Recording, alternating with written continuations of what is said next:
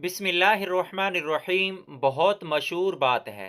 दोस्तों, वीडियो में आगे बढ़ने से पहले गुजारिश है, प्लीज़ मेरे चैनल को सब्सक्राइब कर लें। इंशाल्लाह अच्छी अच्छी वीडियोस आपके लिए मैं लाता रहूँगा।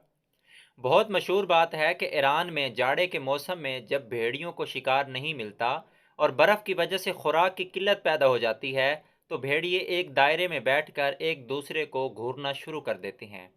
जैसे ही कोई भेड़िया भूख से निढाल होकर गिरता है, तो बाकी सब मिलकर उस पर टूट पड़ते हैं और उसको खा जाते हैं।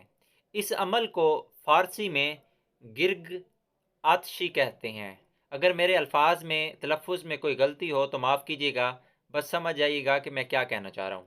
इस अमल का गहराई से तज्ज़िया करें तो मालूम होगा ये रुझान भेड़ियों के साथ साथ काफ़ी हद तक हू बहू इंसानों में भी पाया जाता है। हम इंसान भी इन भेड़ियों की तरह हैं, जो कमज़ोर नज़र आए उसी पर अपनी धाक बिठाते हैं। जो जितना हालात का सताया हुआ होता है, उतना ही मज़ीद इसके साथ शिद्दत पसंदाना रवैया अपनाते हैं।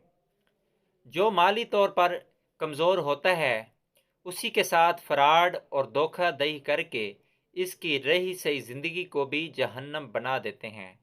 हम कमज़ोर का सहारा बनने की बजाय उल्टा मज़ीद उस पर टूट पड़ते हैं, जैसे भेड़िए टूटते हैं।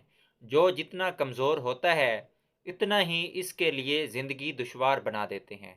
दोस्तों, उम्मीद करता हूँ इस मिसाल से, इस कहानी से हम सबको बहुत ज़्यादा सबक मिलेगा। इसको आगे लाजमी शेयर करें।